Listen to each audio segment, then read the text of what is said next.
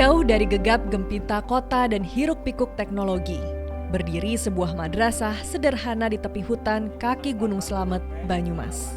Bangunannya tak megah, muridnya tak banyak, tapi semangat yang hidup di dalamnya mampu menyulut bara perubahan. Madrasah Sanawiyah Pakis, disingkat MTS Pakis, bukan sekolah biasa. Ia dibangun dari cinta, dari keresahan, dan dari keyakinan seorang pria bernama Isrodin. Kenapa ada MTS Pakis ini kan sebenarnya alasan yang mendasar. Semua anak desa, semua anak desa khususnya masyarakat desa hutan ini kan punya hak yang sama, punya kewajiban yang sama untuk mendapatkan ilmu pengetahuan. Konteksnya pendidikan, mereka juga hak mendapatkan layanan pendidikan. Nah, tugas kita sebagai pegiat ini kemudian terdorong melihat anak-anak usia sekolah kok tidak sekolah, kemudian bagaimana kita tergerak untuk memberikan pelayanan sedekat mungkin.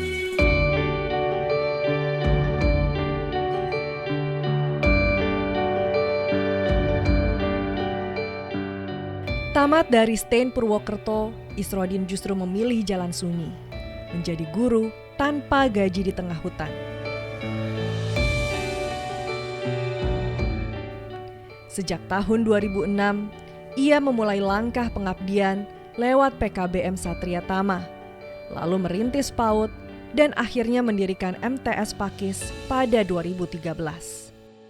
Semuanya demi satu cita-cita, agar anak-anak di lereng Gunung Slamet tak lagi buta huruf, tak lagi putus sekolah. Pertama kali kita mencoba mendirikan MTS Pakis ini, kendalanya ya kita memang sarana prasarana kita seadanya. Kita memang membangun sebuah rumah belajar, ruang belajar yang langsung berada di bawah pohon. Lokasinya berada di hutan juga dan ada di pinggir telaga. Nah, kemudian untuk mendapatkan siswa kita harus jemput bola. Kita mendatangi ke rumah-rumah, ke masyarakat, kemudian kita tahun pertama mendapatkan 13 anak yang kemudian menjadi siswa di Madrasah Pakis. Di MTS Pakis tak ada seragam, tak ada SPP, bahkan untuk mendaftar pun cukup membawa hasil bumi, singkong, sayuran, atau buah dari kebun. Pendidikan di sini tidak membentuk murid jadi angka dalam rapor, tapi manusia yang utuh. Kalau bicara kurikulum khusus, prinsip bagi kita yang namanya belajar itu kan tidak pernah mencoba membatasi diri. Belajar itu tidak pernah libur, belajar itu tidak mengenal ruang belajar. Semua guru, semua tempat, semua masyarakat lingkungan ini kurikulum. Jadi siapapun bisa menjadi sumber belajar.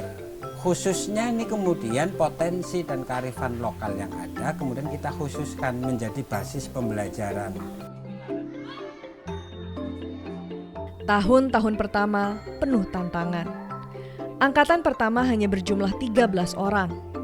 Hanya 4 yang lulus. Tapi Isrodin tak menyerah. Ia bersama relawan terus menyusuri dusun-dusun, mengajak orang tua untuk percaya bahwa pendidikan bisa mengubah nasib.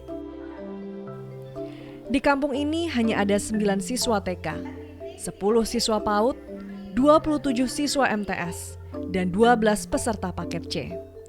Tapi semangat yang menghidupi mereka tak pernah kecil. Untuk pembelajaran buat Pak Isro itu sangat bagus Pak, karena anak di atas ini berarti ini Gunung Lurah paling ujung ya Pak, paling atas. Itu kalau tidak ada yang mau menjadi relawan mengajar di atas, pasti banyak anak yang tidak sekolah ke bawah karena mungkin dengan biaya yang sangat mahal untuk transportasi, karena biaya transportasi ke bawah itu kalau ngojek 20.000 ke bawahnya, nanti ke atasnya lagi 20.000, kan banyak sekali Pak. Jadi seperti itu. Mungkin itu bagus sekali buat Pak Isro untuk menjadi relawan mengajar di TK Pakis ini.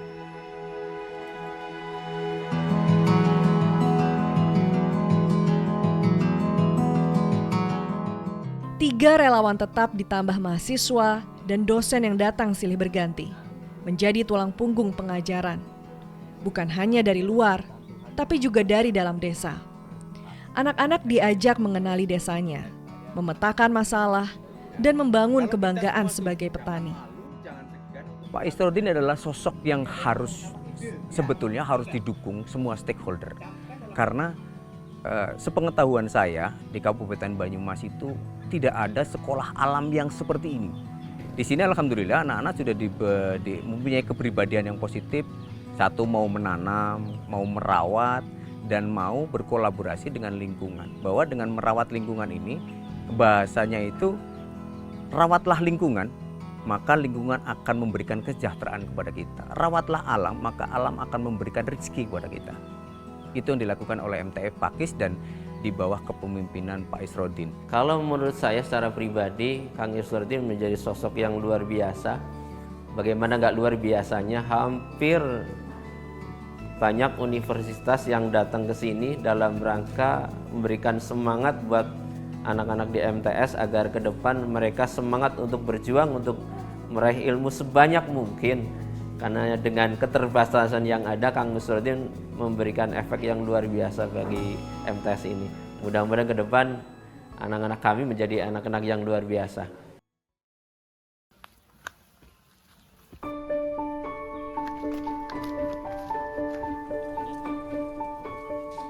Dengan pendekatan agroforestry, hutan menjadi ruang belajar. Kamera menggantikan senapan. Mereka memotret burung, memetakan pohon, dan merasakan bahwa belajar bisa dilakukan di mana saja. Lapangan menjadi ruang kelas utama. Teori hanya pelengkap. Bicara Madrasah Pakis ini kan masyarakatnya, lingkungannya adalah sangat kental dengan hutan. Jadi anak-anak Pakis di sini belajarnya berbasis agroforestry. Jadi anak-anak belajar tentang pertanian secara terpadu.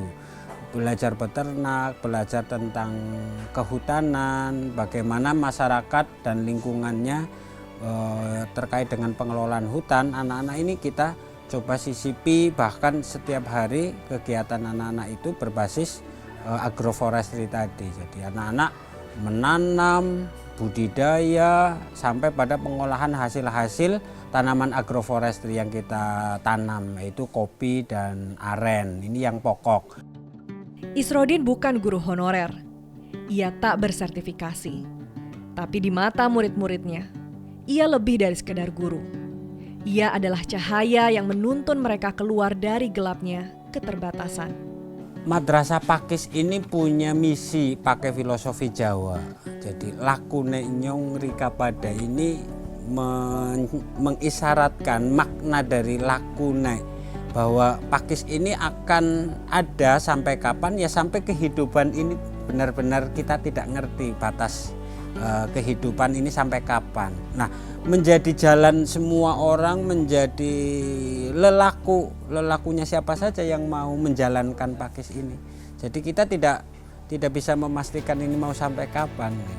Tapi kita meyakini Pakis ini akan terus hadir memberi kebermanfaatan, ya walaupun yang kita layani kecil, insya Allah dari yang kecil ini kemudian kita mampu memberikan sebuah langkah solusi. Harapannya anak-anak desa nanti yang akan meneruskan, anak-anak yang lulusan dari Madrasah Pakis, yang lulusan SMA ini harapannya nanti bisa menjadi penggerak, ya penerus keberadaan Madrasah Pakis.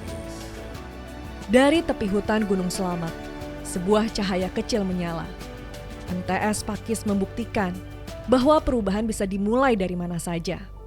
Selama ada hati yang peduli dan semangat yang tak pernah mati. Saya tidak bisa berharap banyak, tapi saya hanya meyakini bahwa Madrasah Pakis dan anak-anak Pakis, anak-anak desa hutan ini akan tumbuh dewasa sesuai dengan kodratnya masing-masing. Sukses atau tidaknya semua tergantung pada mereka masing-masing, karakter lingkungan masing-masing. Madrasah Pakis ini salah satu upaya saja, menjadi bagian dari jembatan, menjadi bagian dari perahu yang akan mengantarkan anak-anak menyeberangi jenjang kehidupannya semakin dewasa nanti.